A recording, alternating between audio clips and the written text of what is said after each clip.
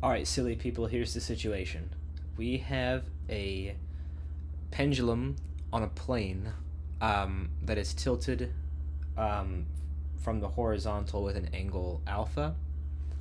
Um, and we have to try and use perturbation theory to try and solve for this problem. Uh, Namely, figure out how the amplitude of the pendulum changes with time using the adiabatic approximation. Um, the adiabatic approximation being that the partial derivative of j uh, with anything in the problem, in this case alpha, is about 0. Um, so j being the action here. So we're going to be doing this in action angle formalism and then using the adiabatic approximation to show stuff off. So as always, we can just start with defining variables. I tried to make a nice drawing of variables here. We have a pendulum of length L with mass m, rotating at an angle theta. The mass is at a height y above the ground. So we can go ahead and write our potential as being mgy, which ends up being mgl 1 minus cosine theta sine alpha, just from the geometry of the situation.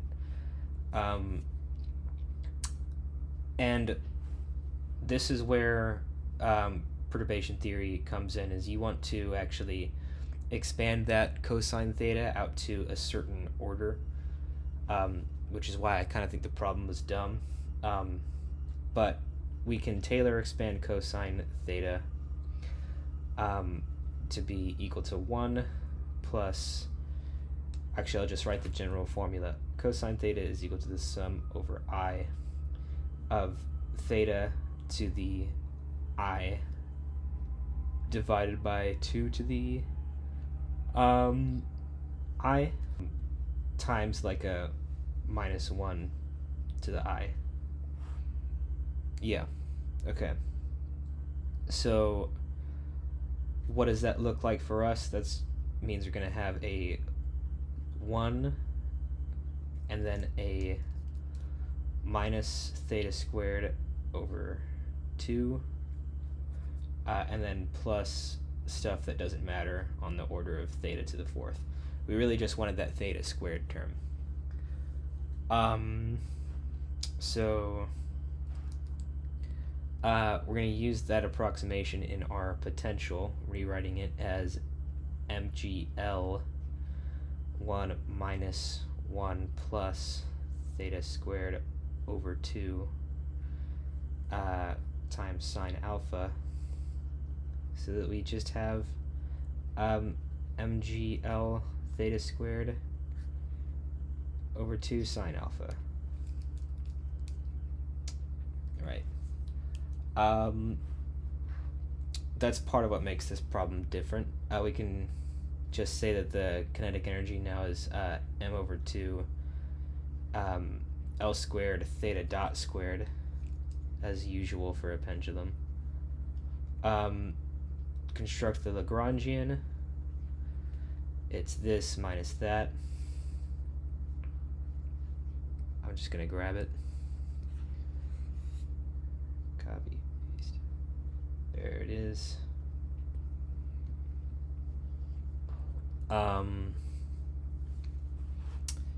The canonical momentum, P, is just going to be ml squared theta dot, so angular momentum, and then so H being P theta dot minus L will be P squared over ml squared minus P squared over 2 ml squared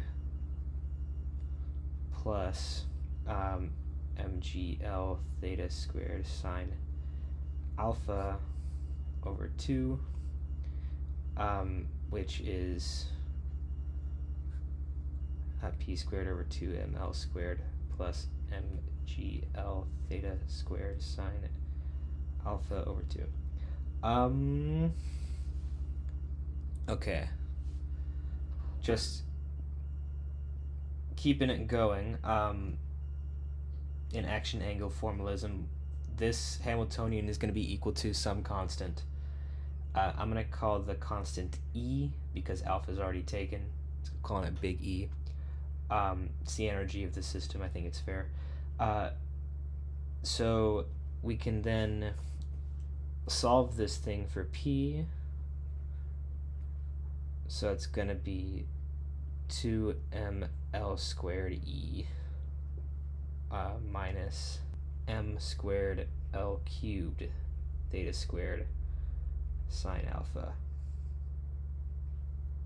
Right. Under a square root. Sure. Oh. Times G. Can't forget G. Alright. Moving right along, we can set up the action integral, which will be just that stuff integrated over theta. And it's an integral we've seen before a million times. I might, I'm just going to show it again for posterity. D theta. We're going to make a substitution where theta will be equal to, we're going to call it square root 2ml squared E over gm squared L cubed theta squared. Not theta squared. Just L cubed. But there's a sine alpha on the bottom. Multiplied by sine phi. The differential of which, d theta, will be equal to that stuff times cosine phi d phi. I don't know why I'm grabbing the whole thing. Just the radical, and then cos phi d phi. Putting that back into the integral, j is then bringing the radical outside and simplifying a bit to just 2e over gm L sine alpha. Right. And on the inside, we have a cosine phi, and then 2ml squared E minus 2ml squared E sine squared theta sine alpha. Not sine alpha anymore, actually. So that we can pull out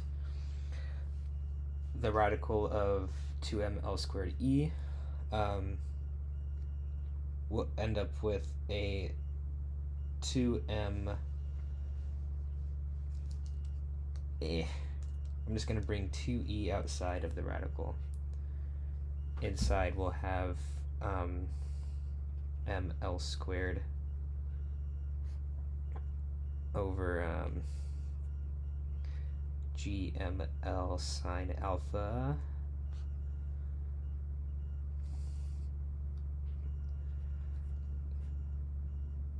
is that cool? Yeah.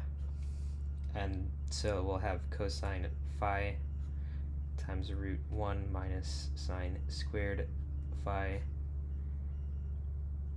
d phi, simplifying the radical. Cancel out those m's, end up with the L on top, L over G sine alpha.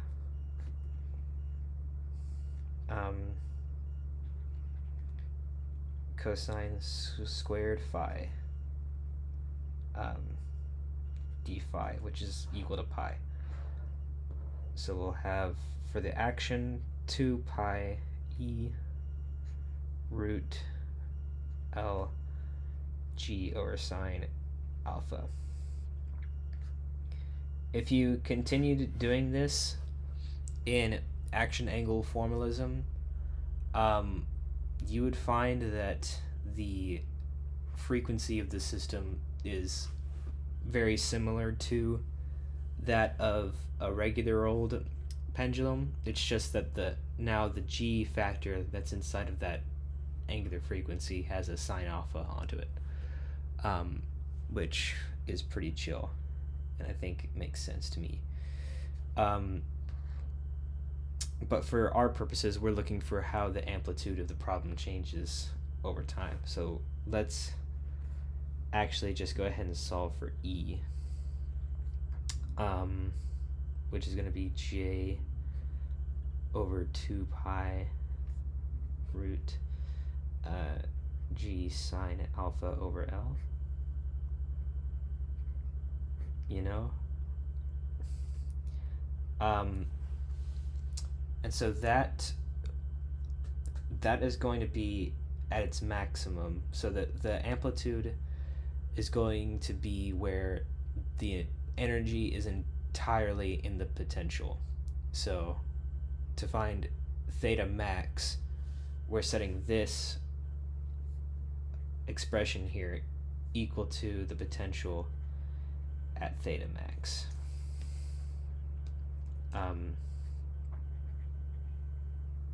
Makes sense. What was our potential term? I already forgot. It's this stuff.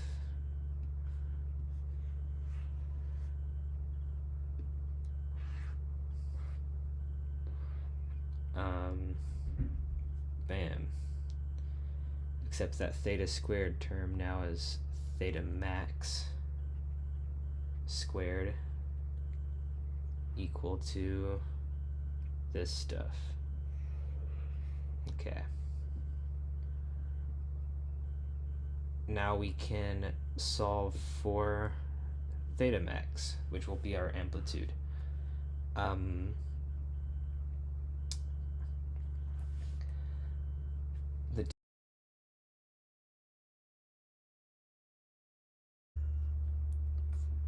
Alright, so that last take was so garbage that I decided that I, after watching the recording, would come back and just do it again from here.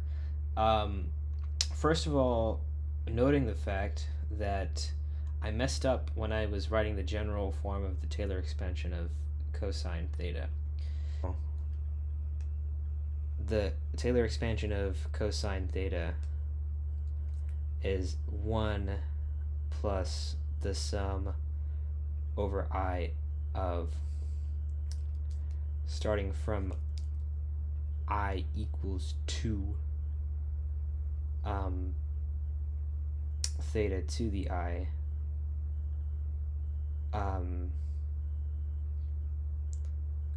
minus 1 to the I plus 1 over 2 to the I think. Doesn't really matter for the problem. The important bit is that that approximation is correct for cosine theta. Moving right along, we can get back to the problem at hand. I'm just gonna solve for theta max. J over pi root G sine alpha over L,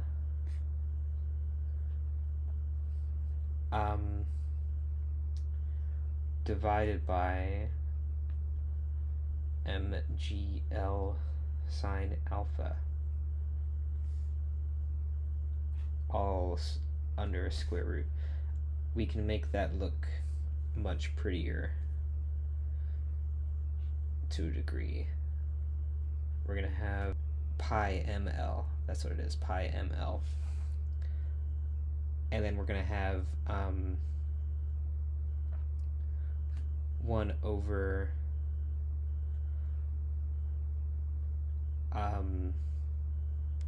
g sine alpha to the 1/4.